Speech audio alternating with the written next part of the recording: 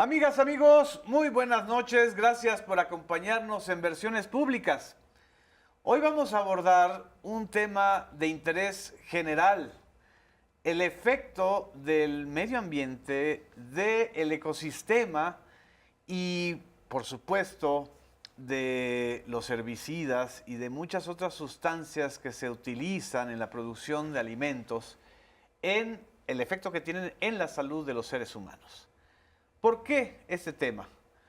Porque hace un mes, justo hace un mes, se desdijeron, digamos, o se desmintieron los presupuestos de un artículo científico que durante 25 años se utilizó para decir que el glifosato no tenía efectos negativos en la salud humana.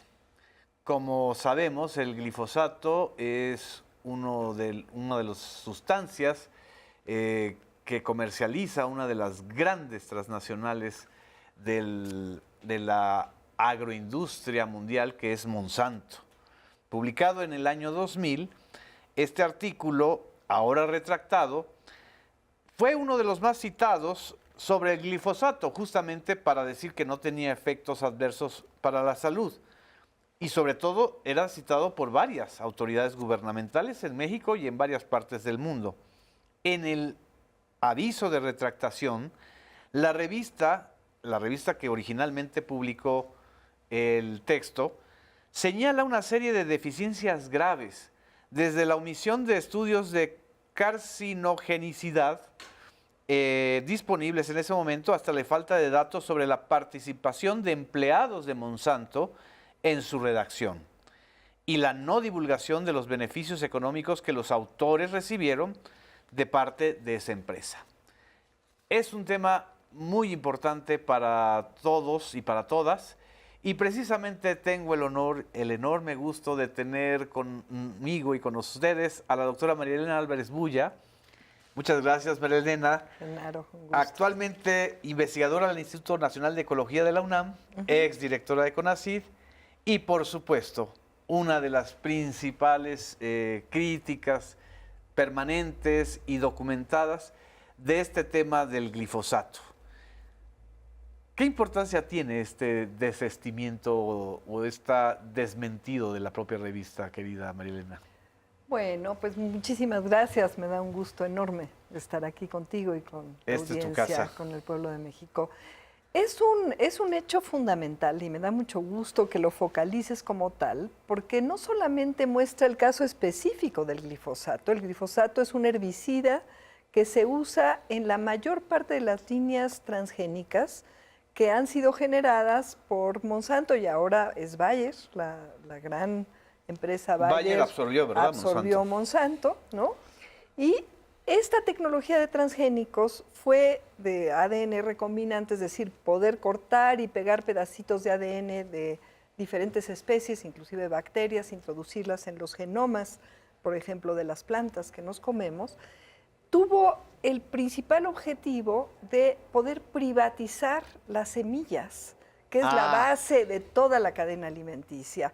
Y prometieron muchísimas ventajas tecnológicas para el propio proceso de producción de alimentos y también para los consumidores. Promesas que nunca se cumplieron, pero en el trayecto fueron de una manera acelerada desarrollando tecnologías como la resistencia o tolerancia a este herbicida que es cancerígeno. El glifosato. No tenemos duda ya. Hay muchísima evidencia científica real, libre de conflicto de intereses, no como este artículo que era pues uno de los que se usaban. Financiados por Monsanto. Exactamente, que demuestran que tiene efectos muy tóxicos a la salud humana, a la salud animal, al medio ambiente, se acumula, a diferencia de lo que había prometido la empresa, de que se iba a degradar y que entonces no tenía importancia su uso, se acumula en los cuerpos de agua, se acumula en el algodón y en los cuerpos de las personas. Así y es. Está asociado, según las personas que tienen mayor concentración en orina, por ejemplo, en Estados Unidos hay un estudio muy grande y también otro estudio en menores de edad que demuestran que hay una asociación clara entre la exposición a este tóxico, a este herbicida tóxico, el glifosato, y la propensión o la probabilidad a enfermarse de diferentes males que tienen que ver con daño renal, todas enfermedades crónicas degenerativas que se derivan de procesos inflamatorios que a lo largo del tiempo van dando lugar a estas enfermedades. Entonces es muy importante por el caso particular, pero también es fundamental, Genaro, que este caso desnuda el modus operandi, cómo funcionaban los grupos de científicos pagados por estas empresas para ir adecuando la información que no científica, que no verídica, que no bien comprobada, como bien dijiste para este caso, para ir generando estos panfletos, que no documentos científicos rigurosos, para hacer propaganda y promoción engañosa, por lo cual ha sido denunciado Monsanto y Ora Bayer, ¿no? Porque además, bueno, pues gente que se ha enfermado por exposición a este tóxico, al glifosato, ha podido denunciar en Estados Unidos y en Europa y han tenido que invertir grandes cantidades de dinero, pero ¿cuánto no habrán ganado que aún así les vale la pena seguir arriesgándose a estas demandas, a estas denuncias y seguir haciendo negocio con el glifosato? Porque ese es un tema muy del sistema público de radiodifusión, o sea, es una gran infodemia, o sea, una gran mentira que se construyó en el mundo comercial y con influencia en las entidades gubernamentales, ¿no? También, claro. Porque era una manera también de cooptar, ¿no? A funcionarios. Claro. A gente que tomaba las decisiones, Por ¿no? supuesto. Sí, durante el prianismo en México, los gobiernos estuvieron completamente cooptados por estos resultados amañados, que no científicos, y con base en eso, por ejemplo, hubo una gran lucha de científicos. Nosotros formamos la Unión de Científicos Comprometidos con la Sociedad, Sin Maíz No Hay País, la Red en Defensa del Maíz, que aglutinó a importantes organizaciones campesinas en defensa del maíz, porque, bueno, la liberación masiva del maíz transgénico en México hubiera sido fatal. Y fue una gran lucha, pero aún así, la ley que quedó de bioseguridad, que todavía debe ahora adecuarse a los cambios constitucionales tan importantes que se iniciaron con el presidente López Obrador y ahora la presidenta, la doctora Claudia Sheinbaum, ha concretado, y son cambios realmente magníficos, porque no solamente prohíben la siembra de maíz transgénico, de todos los organismos genéticamente modificados ligados principalmente al maíz, que es nuestro alimento básico, sino también exigen que cualquier otro uso, estos cambios constitucionales del maíz genéticamente modificado o de cualquier organismo genéticamente modificado, demuestren que son inocuos, que no hacen daño ni a la salud, ni al ambiente, ni a nuestra riqueza biocultural. Entonces, ahora es anticonstitucional sembrar estos organismos genéticamente modificados en México y es anticonstitucional también tenerlos en nuestro alimento, y ahí todavía hay pendientes regulatorios y las leyes secundarias y todo lo que se deriva de estos cambios constitucionales y la adecuación institucional para que de verdad podamos tener bioseguridad y podamos saber como ciudadanas, como ciudadanos, que el gobierno se está basando en evidencia científica sólida y no en estos estudios con conflicto de interés. ¿El riesgo de que haya glifosato en la producción agropecuaria o agrícola mexicana ya se eliminó por completo, doctora? ¿En México? No, temo decir que no.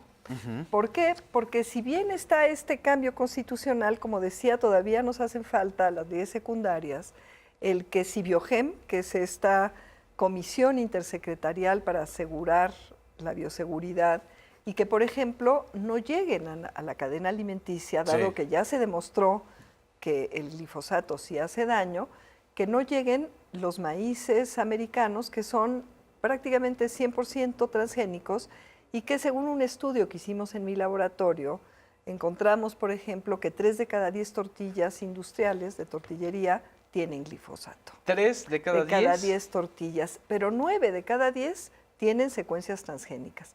Eso quiere decir 9 de cada 10. 9 ¿Eso de qué cada significa? 10. Eso tienen secuencias transgénicas, pues que los transgénicos per se, independientemente del glifosato, también tienen riesgos, y que siendo nuestro alimento básico, y tal como ahora lo mandata la Constitución y dada la evidencia científica, tendríamos que poder asegurar que nuestras tortillas y cualquier alimento que se derive o use maíz Sí. no tenga ni organismos genéticamente, bueno, no se derive de organismos genéticamente, de cultivos genéticamente modificados y tampoco tenga glifosato.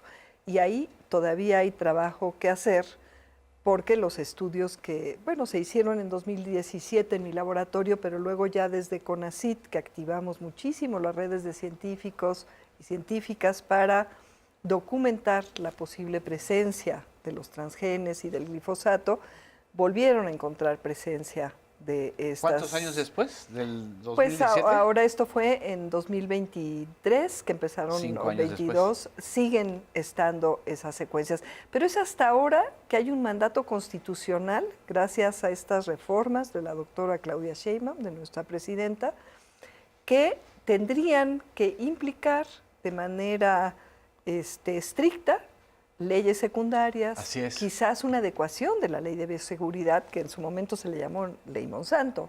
Entonces Exacto. ahora ya no puede ser la ley Monsanto.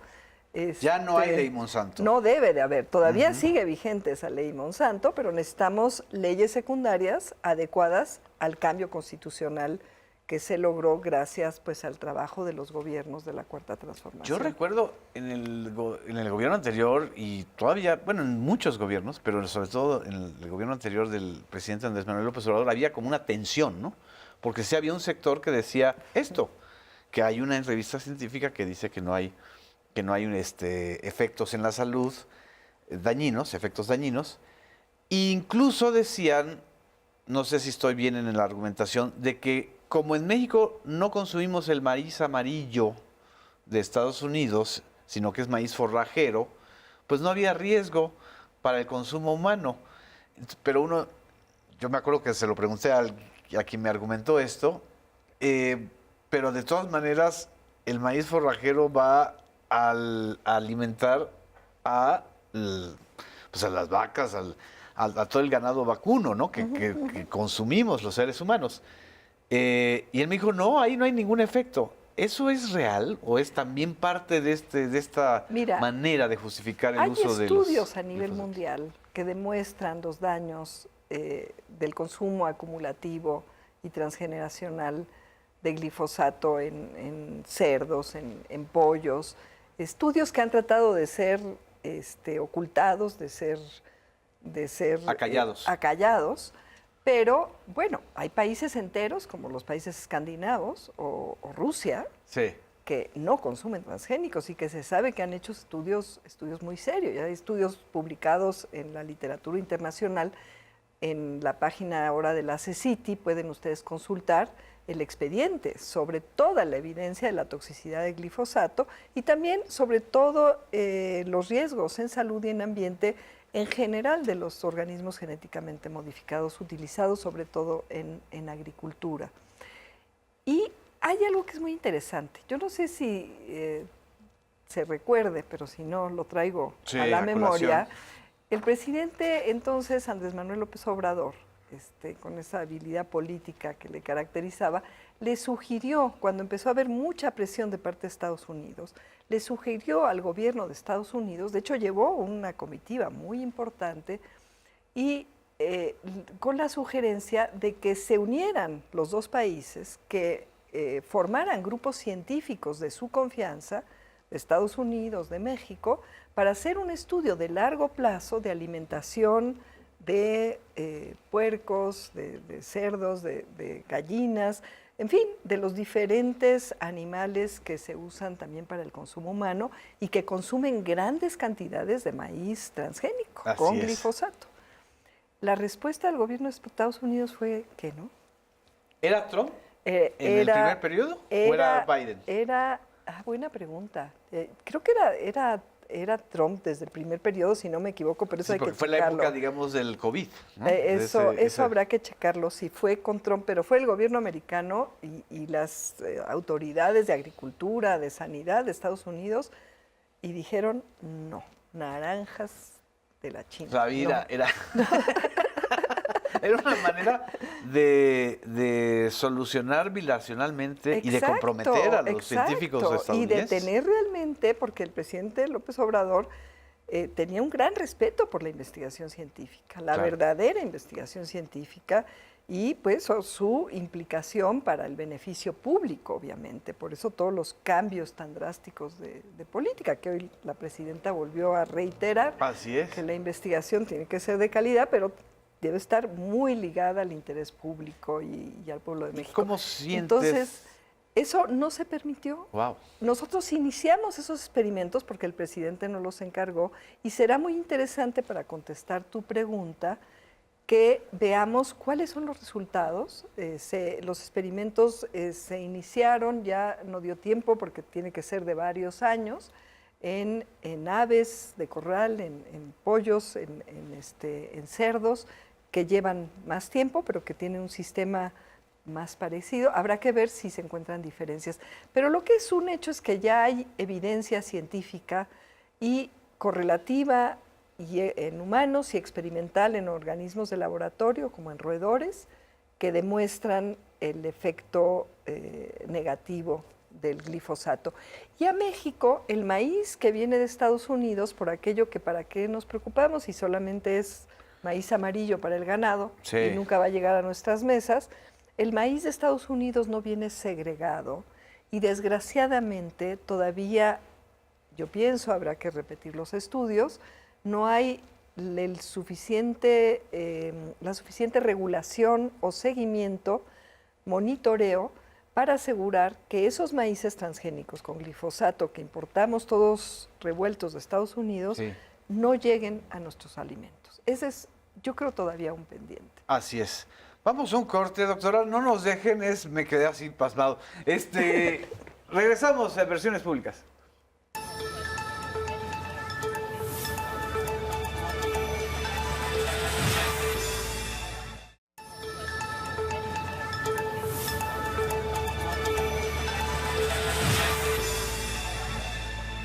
Regresamos a Versiones Públicas. Estamos conversando con la doctora María Elena Álvarez Bulla sobre esto que pues ha sido una causa científica de toda tu vida, ¿no? Es decir, de muchos años. De muchos años. Platícanos, sobre todo los que no saben o no están muy bien enterados de esto, ¿cómo empezó tu lucha en este terreno? Sí, bueno, empezó justamente cuando a final de los 90s, o sea, ya hace muchos años, se empezó a alertar. Con Cedillo. En el 94 fue que se liberan los primeros transgénicos al ambiente, ¿no? Con un bomba y platillo, o sea, yo siendo bióloga molecular, haciendo sistemas complejos, pues ya estaba preocupada porque veía claramente cómo estaban penetrando estos intereses corporativos en delinear toda una agenda tecnocientífica, como decía León Olivé, que no estaba respetando los principios científicos para poder realmente ofrecer tecnologías que son las características de las tecnociencias, que se desarrollan principalmente guiadas por el lucro y el interés corporativo, más que por ayudar a la humanidad a tener mejores tecnologías, qué sé yo, ¿no? Entonces, se liberan los primeros transgénicos en el 94 y ya desde ahí estábamos varios preocupados en todo el mundo, ¿no? Y muy pronto, Ignacio Chapela, un colega mexicano que estaba en Berkeley, que de hecho estudiamos juntos desde la prepa. ¿Desde la prepa? Desde la prepa. Saludos a Ignacio Chapela, donde esté. Y luego estudiamos biología y él se quedó en Estados Unidos, pero él había trabajado en una industria de estas grandes, creo que era farmacéutica, sabía muy bien el modus operandi y se volvió un radical luchador en contra de estas tecnociencias. Y él publicó en una revista de muy alto impacto que había encontrado contaminación de transgenes en Oaxaca nada menos, en poblaciones ahí aisladas, pequeñitas. Entonces eso él mismo me comunicó poco antes de que saliera el artículo y iniciamos todo un grupo de investigación yo convencí que se involucraran en aquel entonces el INEC, estaba ahí el doctor Ezequiel Escurra, Sí. la Conavio, estaban, todos ellos habían sido mis maestros, Jorge Soberón, Sí. el propio Sarucán estaba muy interesado.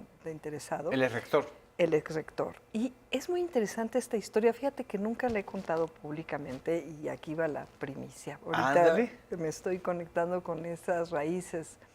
Y lo que pasó es que empezamos a sacar datos, inclusive notariábamos cuando íbamos a colectar con los campesinos en las comunidades de Puebla y de Oaxaca, en donde había esta alerta de Ignacio Chapela, que ya le habían publicado, por cierto, pero que El bueno, estudio ya estaba publicado. toda la industria se le fue encima, lo querían correr de la universidad, en fin, es un caso icónico de cómo estas corporaciones penetraron en las universidades, Exacto. aún en una universidad muy avanzada como Berkeley, ¿no? Así es.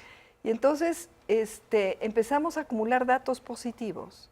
Teníamos ya suficientes datos. Yo hice un viaje de trabajo a Inglaterra y cuando estaba allá, sin decir agua va, me llega una invitación de Nature y de Science, que son las dos revistas así como más... Las más top, digamos. Las más ¿no? top porque publican cosas de muy alto impacto, invitándome a comentar un artículo de un conjunto de colegas mexicanos que habían publicado en los Proceedings of the National Academy of Science que no había contaminación.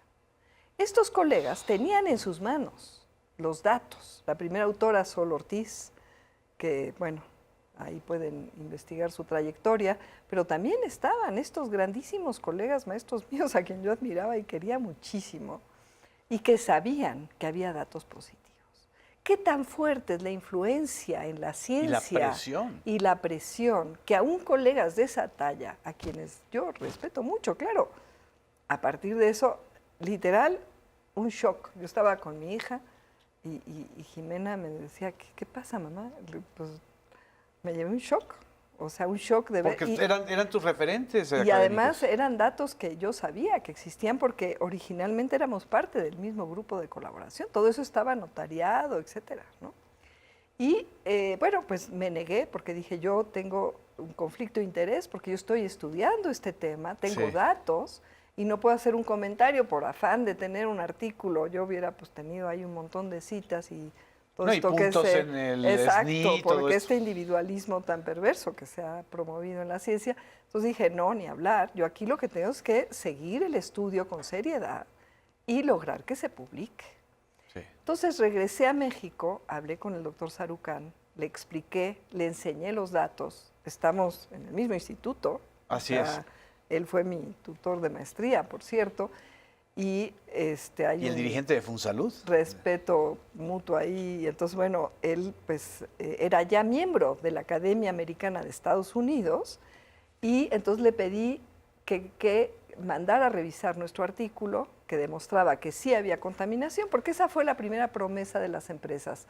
No se preocupen, vamos a poder liberar estos organismos genéticamente modificados al ambiente y no se van a contaminar sus variedades nativas, que es una de las cosas que más nos preocupa en México. Sí. Por eso es tan importante la reforma constitucional que ahora ya está efectiva, concretada, después de 30 años. Que prohíbe la siembra en México de organismos genéticamente modificados. Entonces, el doctor Sarucán se convence, yo creo que él es una persona intelectualmente... Sarucán, estaba yo confundido, perdón, con Guillermo Soberón. No. Sarucán. Doctor José Sarucán, ecólogo, honesto intelectualmente, pues se convence y me dice, yo voy a comunicarlo como miembro de la academia. Sí. Lo manda, claro, se manda a revisión, recibe revisiones muy altas, muy buenas, científicamente, de pares, ¿no? Que él elige. Y entonces decide comunicarlo y el pleno pues el comité editorial de los Proceedings, de esta revista de la Academia de Ciencias de Estados Unidos, le dice que no. Esto es inédito. ¿Al doctor Sarucán? Al doctor Sarucán, miembro de la Academia, le dice que no pueden publicar ese artículo sin ningún argumento científico. el Para que doctor, veamos hasta dónde llega la censura en la que ciencia. tiene que ver con el tema que tú pusiste sobre la mesa, Sí, del artículo científico que fue el icónico utilizado como referente así es. de inocuidad de este glifosato, que está asociado a prácticamente todas las transgénicas, ¿no? Este artículo científico que se sostuvo durante décadas es un fraude. Bueno, pues al doctor Sarucán, miembro de la Academia Americana de Ciencias, miembro por lo tanto del comité editorial, Exacto. que tienen el derecho como tal de comunicar artículos científicos que les parecen pues de suficiente De valía suficiente peso. científica, no le dejan publicar el artículo teniendo revisiones y los datos eran contundentes, contundentes. Me encontré al doctor Sarucán en las escaleras del instituto y me dijo literal, Elena, esto demuestra, y es muy decepcionante, que hay corrupción en ciencia. Palabras más, palabras menos, del Así doctor es. Sarucán, una persona honesta, intelectual, científicamente.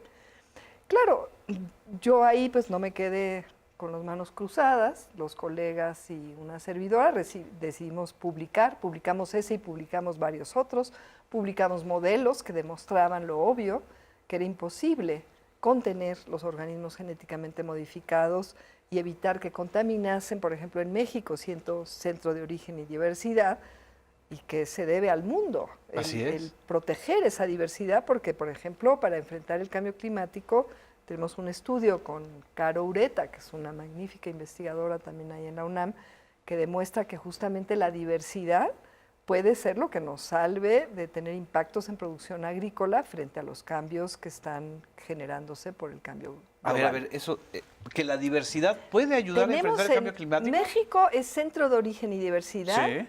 Es uno de los grandes centros de Vavilov Sí. del mundo, no solamente para el maíz, para decenas de otros cultivos. Bueno, pues está el amaranto, el chile, el frijol, etcétera, etcétera, la milpa en su conjunto, la calabaza y el maíz como eje fundamental de la milpa, Sí. que es una gran innovación para poder producir alimentos diversos sin dañar el ambiente y de muy alta calidad, ¿no? Bueno, pues lo que hicimos con Caro, que es experta en cambio climático, es una investigadora joven muy, muy buena, fue generar diferentes escenarios de cambio climático, proyectarlos sobre el territorio, modelándolos sobre el territorio nacional y conociendo los rangos de distribución y de temperaturas, altitudes, humedades a las cuales crecen las diferentes variedades. Tenemos miles de variedades de maíz adaptadas a miles de variedades. Las agrupan en alrededor de 60 razas, Sí. pero ahí hay mucha discusión de genética de poblaciones, igual que en las razas humanas, si realmente existen las razas o no. Pero bueno, hay miles de variedades adaptadas a todas las condiciones. Bueno, modelando estos escenarios de cambio climático, pudimos hacer proyecciones de qué iba a pasar con la distribución de las diferentes variedades. Sí. Y si se iba a afectar el rendimiento, la producción de maíz en México bajo diferentes escenarios de cambio climático, y qué tanto la diversidad que tenemos tan increíble de maíces Exacto. nativos puede paliar estos impactos y amortiguar los efectos en producción. Muchísimo. Muchísimo. Es un artículo que ha tenido mucho impacto porque demuestra justamente con datos cuantitativos que la diversidad genética y esta riqueza que ha sido creada a lo largo de miles de años por nuestras culturas Sí. ancestrales, que son, pues, que nos dan una grandeza tremenda, pueden... ¿Y la diversidad se garantiza con la milpa? Mira, la diversidad se garantiza con las comunidades campesinas. Sí. La diversidad se genera, es un mejoramiento autóctono que le llama el doctor Turrent, un gran sabio también Sí. en agronomía. Este mejoramiento que es mucho más eficaz porque es distribuido, es dinámico y va respondiendo a factores ambientales, requerimientos ambientales y también de uso, de preferencias. Esta selección distribuida y que la hacen en mucho las mujeres. Las mujeres tienen un papel fundamental en la selección de semillas y saben que las semillas es una de las grandes riquezas que tienen para heredar a sus hijos, nietos, etcétera, y cuidan sus semillas como lo que son, como valiosísimas. Por eso como si fueran piedras preciosas. Los organismos genéticamente modificados lo que quisieran es que ya no hubiera intercambio libre de semillas. Exacto, es que ahí es donde estás dando en el corazón de la industria tecnoagrícola. Quisieran que todos nuestros campesinos fueran sus consumidores, que fueran parte de su negocio. Exacto. A que se van a enfermar, no importa. A que van a destruir el ambiente, tampoco importa. ¿No? Que ya no van a tener su riqueza de alimentos, tampoco importa. Lo que importa es la ganancia.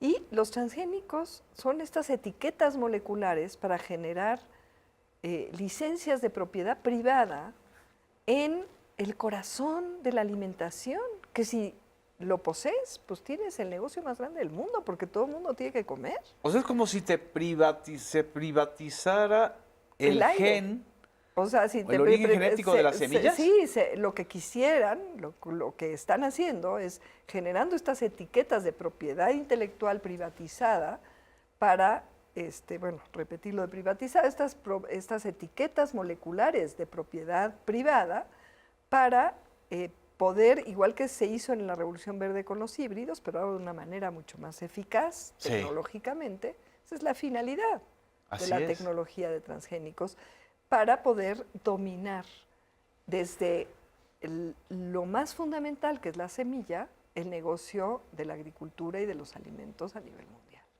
Y que nadie, inclusive hay unas leyes que nos quieren imponer, que pretenden forzar a los pueblos a prohibir, a no poder intercambiar libremente sus semillas, porque parte de este mejoramiento autóctono y de este mantenimiento de la diversidad depende de que las comunidades han generado estos recursos comunes para el mundo, de manera generosa, totalmente distinto al sistema capitalista. Y además, la diversidad se genera en mucho por el intercambio de conocimiento y el intercambio de materiales, ¿no? ¿Cómo se enfrentas o cómo solucionar esto? Porque también había como una gran promesa, ¿no? De que los transgénicos iban a garantizar el consumo suficiente de alimentación primaria para toda la población del planeta, y etcétera, etcétera. Y realmente lo que hemos observado es que se volvieron una pesadilla, ¿no? Se volvieron una pesadilla, porque además de origen eso era una manipulación tramposa, porque el problema del hambre en el mundo no es un problema de cantidad de alimentos producidos, se producen alimentos en exceso, es un problema de injusticia en la repartición de los bienes productivos, pero también de los alimentos. Entonces, bueno, con esa lucha, demostrando que no era posible la convivencia de los transgénicos, los organismos genéticamente modificados y nuestras variedades nativas, que como acabo de ejemplificar con este estudio ante el cambio climático son fundamentales, no es posible que coexistan sin que haya contaminación y que esa contaminación puede tener efectos desastrosos, no controlables, que no se pueden prevenir. Y así fue que me involucré en toda esta defensa de la diversidad. ¿Te das cuenta del tamaño de tus enemigos? Es decir... Sí, pero también me doy cuenta, porque si no, pues uno no puede vivir tranquilo, de que pues estoy haciendo lo que debe hacer una científica comprometida con su pueblo, con la sociedad. Ético, ¿no? Exactamente. O sea, no podría yo congeniar mi actividad científica sin esta ética, este envolvente ético y este compromiso con la gente, con la sociedad, con el pueblo y con la implicación, la incidencia, que le llamábamos en los proyectos nacionales de investigación e incidencia a los PRONACES de CONACYT. Sí. Es una motivación además para generar nuevo conocimiento, ¿no? Entonces, prefiero no pensar en mis enemigos y pensar en mis aliados, que es los pueblos del mundo. ¿Cómo ves a las nuevas generaciones de biólogos y biólogas? Muy bien. Mira, me están llegando, ahora que regresé a mi ámbito de investigación, en donde pues estoy feliz, porque la verdad es que pues fue un gran privilegio participar en el gobierno de la Cuarta Transformación, bueno, el primer gobierno de la Cuarta Transformación, pero bueno, me apasiona la ciencia y sobre todo me apasiona justo el contacto con las y los estudiantes. Y me han llegado muchas y muchos estudiantes, más de los que puedo procesar o asesorar o dirigir, interesadísimos en este tema. Wow. También en lo que hacemos más fundamental de genética molecular y enfermedades, que ya hablaremos de eso en otra ocasión, pero eso me entusiasma. Yo creo que hay mucha claridad entre los estudiantes en la universidad. Sabemos que, bueno, pues la universidad ha tenido sus retos y pues hay preocupación por esta burocratización y Sí. esta pues gran elitización en muchos aspectos, pero las comunidades estudiantiles tienen mucha claridad. No hay riesgo de que caigan en esta confusión que hubo en los años 90. No, hay mucha inteligencia, pues es como, es el pueblo, como decía el presidente López Obrador, ¿no? Así es. Quien piense que el pueblo es tonto, pues más bien es el tonto, ¿no? Exactamente. Bueno, los académicos, las académicas, las comunidades estudiantiles, somos parte del pueblo, ¿no? Y hay una inteligencia colectiva que además los gobiernos de la Cuarta Transformación han ayudado muchísimo a la politización, a generar cada vez mayor conciencia. Exacto. Entonces eso a mí me entusiasma. Uno quisiera más. A veces yo me acuerdo en mi época, ¿no? Cuando salimos a luchar para que no se destruyera la reserva del Pedregal de San Ángel, que es otro tema apasionante, ¿no? Hay diferentes expresiones. Diferentes causas, ¿no? Pero yo siento mucha claridad y mucho interés de las comunidades estudiantiles en estos temas y en hacer investigación científica, pero también esta vinculación social. Entonces eso es muy entusiasmante. Perfecto. Y uno aprende mucho de los Así es. estudiantes. Vamos a un corte, doctora. No nos dejen, regresamos a Versiones Públicas.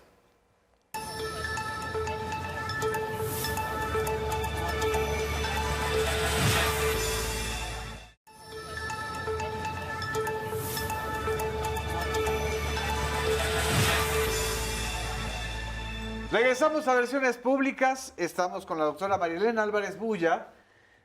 Ya nos contaste cómo fue esta batalla en este mundo que uno pues muy distante al ciudadano común, pero no muy diferente de las pulsiones neoliberales o de las tentaciones de corrupción o de cooptación que tienen las grandes industrias frente a los científicos, ¿no? En el Instituto de Ecología de la UNAM, donde estás ahora, me estabas platicando que ya hay otra serie también de investigaciones relacionadas con la salud humana, con la influencia del medio ambiente y del desarrollo en enfermedades que le pegan tanto a la población como son el cáncer o como otros padecimientos crónicos. Platícanos un poquito, doctora. Claro que sí.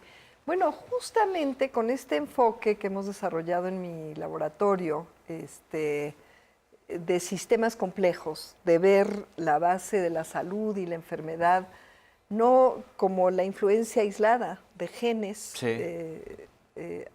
individuales, de genes particulares, sino como resultado emergente de estas redes de interacción entre componentes genéticos, pero también con el ambiente.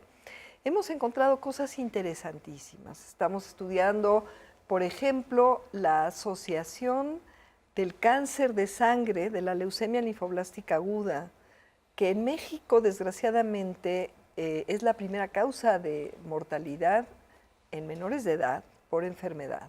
Y este es un tema que ocupó también... ¿Menores de 18 años? Menores de 18 años, uno de los proyectos nacionales de investigación y incidencia icónicos que afortunadamente tienen continuidad en el IMSS, sobre justamente la primera etapa se centró en cómo asegurar que las personas menores de edad que inician con esta enfermedad, pues sanen porque es una enfermedad que ya se puede sanar si se diagnostica a tiempo. La leucemia. Leucemia linfoblástica aguda en menores de edad. Y la doctora Rosana Pelayo hizo un trabajo extraordinario como parte del PRONACES de Salud del entonces CONACYT, que hoy sigue dentro del IMSS afortunadamente, y se ha logrado disminuir esta mortalidad de los niños y niñas ya diagnosticados y adolescentes muchísimo. O sea, para llegar a lo que son los estándares internacionales, para allá va el país, que es prácticamente que cualquier niña, niño que debute con esta enfermedad, si es diagnosticado a tiempo, sane. Sin embargo, lo que a mí me sigue preocupando, y ahora lo estamos investigando en colaboración con colegas del CINVESTAB, de otros institutos de la UNAM, con apoyo, por cierto, de la SECTEI, pero también de la CECITI y de la propia UNAM, ¿cuáles son las causas? O sea, ¿por qué en México tenemos no solamente esa alta mortalidad, sino esa alta incidencia y prevalencia? De la leucemia. Porque pues una cosa es estar curando y que todo eso lo está atendiendo muy, muy bien ahora el IMSS, habiendo involucrado todo este proyecto que se originó en el CONACYT, con el liderazgo de la doctora Pelayo y un gran grupo de colegas que se demuestra que haciendo una coordinación virtuosa sobre un tema tan complejo, en relativamente poco tiempo se puede incidir. Sí. Pero a mí me quedó la preocupación de desentrañar las causas y de ver o discutir esa idea de que pues es genético. A los mexicanos nos tocó el gen de la diabetes, el gen de la leucemia. O sea, es como una maldición. Es una maldición. O sea, en el fondo, esas hipótesis que son pseudocientíficas son muy racistas. Así es. ¿No? Y además es muy cómodo. No, pues, como cuando dices que la corrupción es un tema cultural. Exacto, exacto. Ya, o sea, la enfermedad, la diabetes, pues ni modo, somos gordos y comemos porquerías. Te tocó, lo heredaste de tus papás, total, ellos también se murieron de diabetes, te toca. No, y eso es muy perverso, es muy, muy perverso. Y lo que estamos encontrando, Genaro, es que los factores ambientales y sobre todo la toxicidad asociada a ciertos compuestos tóxicos como el glifosato. En México tenemos altísimas presencias de glifosato. En niños, por ejemplo, hay un estudio en Jalisco. ¿En qué alimentos? Bueno, llegan a la orina.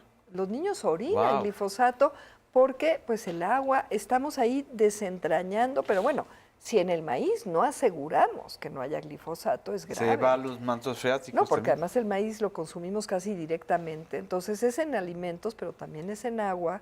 Entonces, ahí hay mucho que investigar, pero lo que estamos encontrando, estamos por mandar un artículo, por ejemplo, a publicar,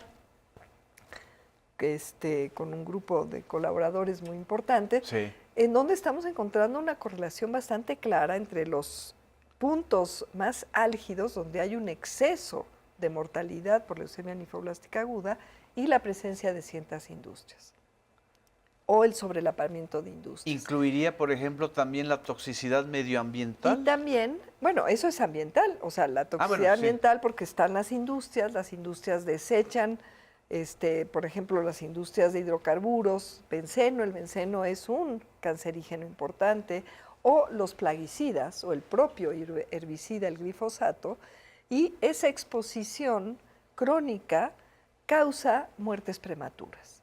Y son las comunidades las que llevan años documentando esto, y lo que se hizo desde el CONACYT y que ahora seguimos haciendo desde nuestros ámbitos científicos es acompañarlas a sustentar científicamente pues, lo que ellos han sufrido, ¿no? Por eso ahora existe este frente de pueblos envenenados, creo que se llama Renacer, la red, que están organizándose para hacer más visible este tema que pues obviamente ya alcanzó la realidad de manera muy triste, porque se están viendo estas muertes prematuras por cáncer en niños, por daño renal crónico, también prematuro, letal. Inclusive se ha visto que la toxicidad... ¿Malformaciones genéticas? También, malformaciones genéticas, y se ha visto que la toxicidad aumenta el riesgo de diabetes. Es que los procesos de inflamación finalmente afectan los diferentes órganos. Así es. Y esto puede también redundar en otras enfermedades crónicas degenerativas de origen inflamatorio y degenerativo, como es la diabetes.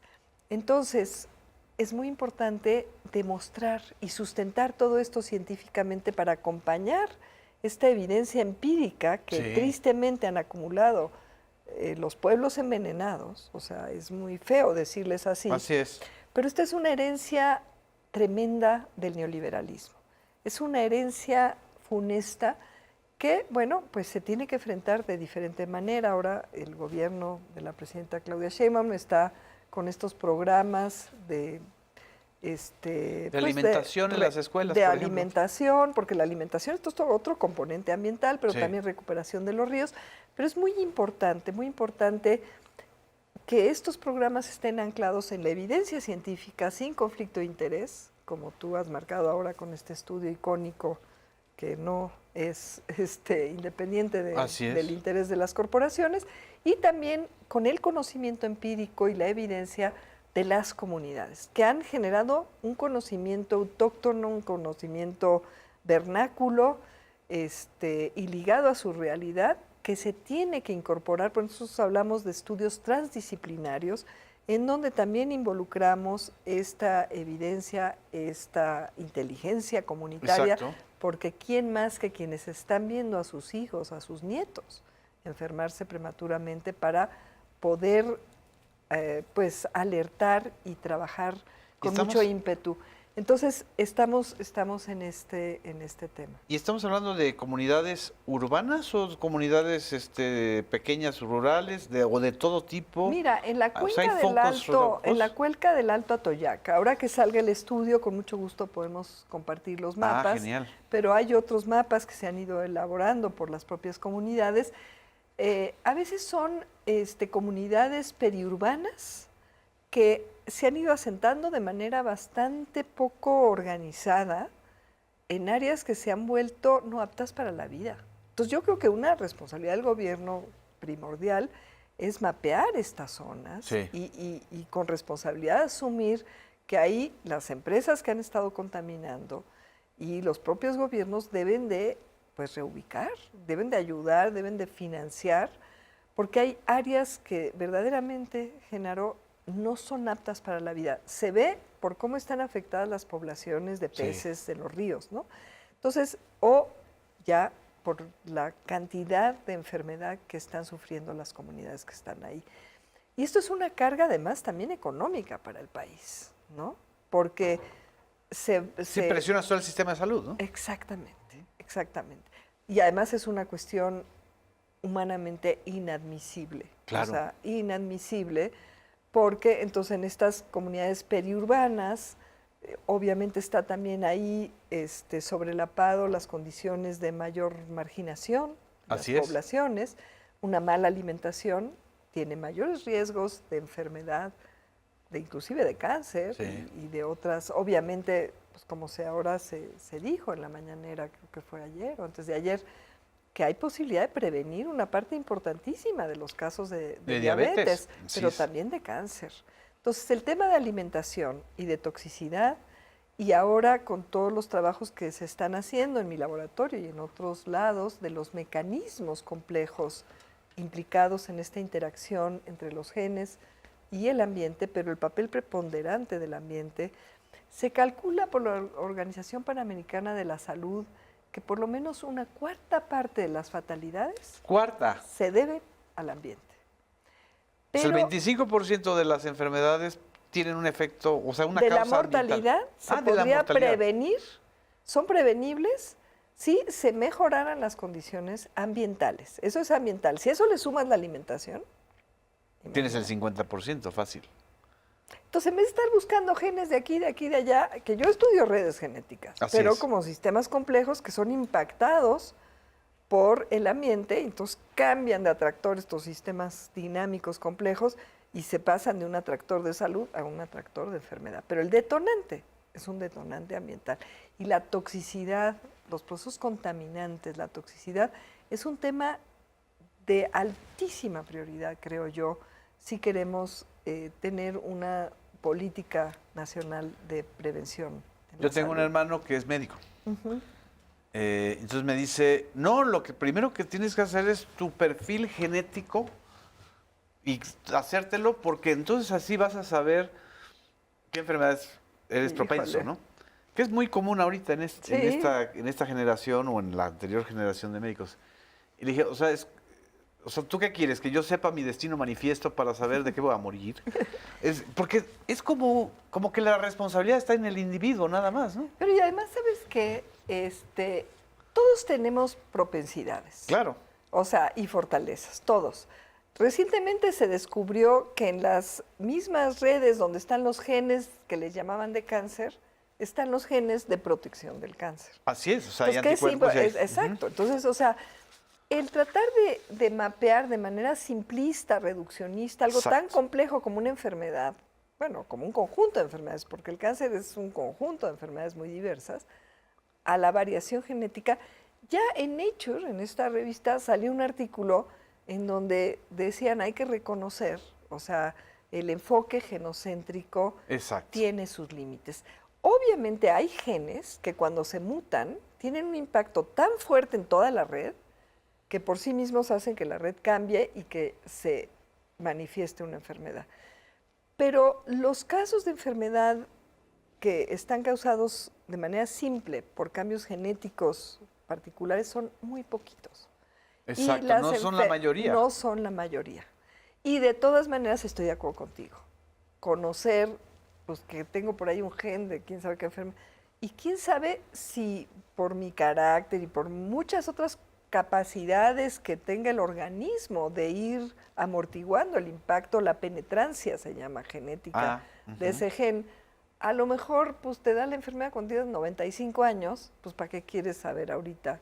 Exacto. ¿Sí me entiendes? Exacto. Pero hubo mucha perversión en esta cuestión de los determinar perfiles los genéticos. perfiles genéticos. ¿Sabes por qué? Otra vez, por el dinero? dinero, porque se convirtió en un gran negocio. En un gran negocio. Y en Estados Unidos ya empieza a haber algunos problemas con esto, algunas demandas, porque realmente todavía hay muchísimo por aprender para entender cuál va a ser realmente el impacto que va a tener un variante genético en un organismo complejo, pero además van evolucionando. Ahorita la evolución de todo el enfoque inmunológico, que también se afecta por la alimentación y el ambiente, pero ya las terapéuticas inmunológicos, que es otro tema que estamos estudiando en mi laboratorio en cáncer de colon, es impresionante las posibilidades. O sea, el ambiente del tumor, el ambiente inmunológico del tumor, puede ser clave para que el tumor crezca y se vuelva un problema de enfermedad o el organismo, el sistema inmune, sea capaz de atacar esas células que están fuera de control. Del control, pero eso es esto que están estudiando en el laboratorio del Instituto de Ecología y otras investigaciones, de lo que te habla es de una enorme desafío de políticas públicas, porque entonces tú no puedes hacer una política pública solo enfocada a un solo ángulo.